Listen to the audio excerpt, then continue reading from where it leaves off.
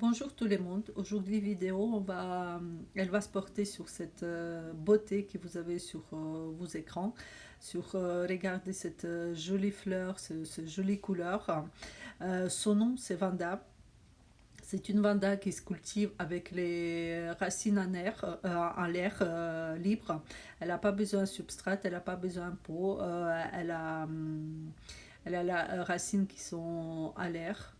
C'est une orchidée que j'ai regardée assez longtemps. Je n'osais pas me lancer dedans parce qu'il me paraissait très très compliqué et surtout très fragile pour la élever. Je pensais que je ne vais jamais arriver, mais un jour j'ai eu cette vanda pour pas grand chose. Elle a fini fleurir et donc le vendeur il a vraiment bradé.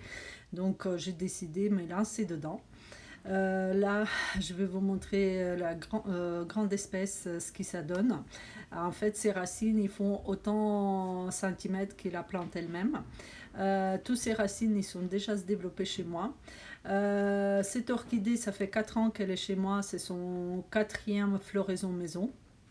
Elle a même donné un bébé qui est aussi à peu près 4 5 ans, qui va rester avec maman. Je ne vais pas la enlever.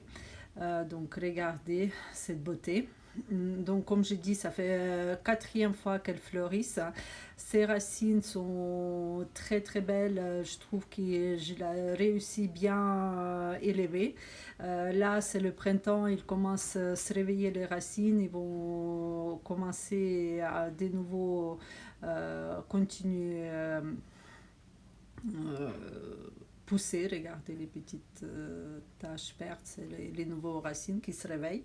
Là, c'est ma deuxième orchidée que j'ai achetée l'année dernière pour augmenter mes vandas dans ma collection.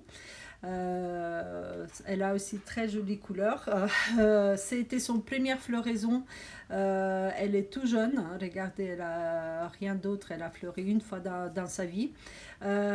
Pour savoir, Vanda, elle commence à fleurir à partir de son huitième ou même plutôt neuvième l'année de sa vie. Pour savoir l'âge, c'est très simple. Vanda, elle fait 2 feuilles par an. Donc il suffit de compter combien de paires de feuilles elle a et vous sachiez quel âge elle a votre Vanda. Donc si vous avez acheté la plante assez jeune, maintenant vous savez à peu près combien de temps il vous reste jusqu'à la première floraison. Et encore si tout se passe bien. Pour moi, les Vandas, c'est pas du tout les plantes compliquées. Ils sont pas capricieuses chez moi du tout. Très simples à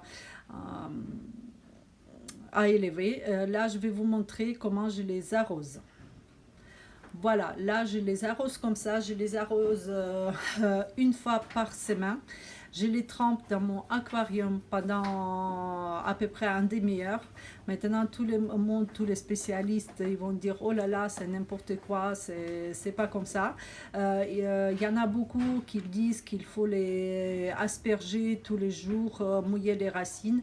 Vous imaginez quand vous travaillez, vous venez tous les soirs, vous avez plein de choses à faire. J'en suis sûre que vous allez oublier assez souvent les asperger. Donc là, c'est la système, en tout cas chez moi, qui marche très très bien. Ma belle-mère, elle a eu la vanda, elle a les élevés dans le grand vase en verre, parce qu'il y en a beaucoup qui disent ça c'est super et tout ça. Moi je trouve, sa vanda, elle n'a pas survécu et je pense pour très simple raison, c'est les racines, ils sont à l'air, c'est pas pour grand chose, ils ont besoin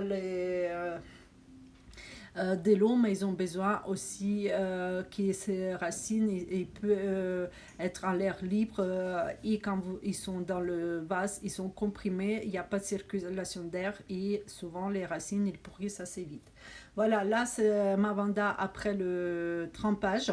Je comprends il y a pas tout le monde qui ont aquarium. Ça, vous pouvez faire avec vos vandas en mettant dans le seau d'eau, vous mettez les engrais et vous les trempez à peu près un demi-heure dedans et je peux vous dire que ça leur suffit largement pour une semaine. Là, on va comparer les racines qui sont bien bues, qui sont bien passées dans l'eau, et avec les racines qui sont prêtes à aller dans l'eau. pour voir la différence. Vous voyez, les racines, ils sont doublés, même triplés de volume.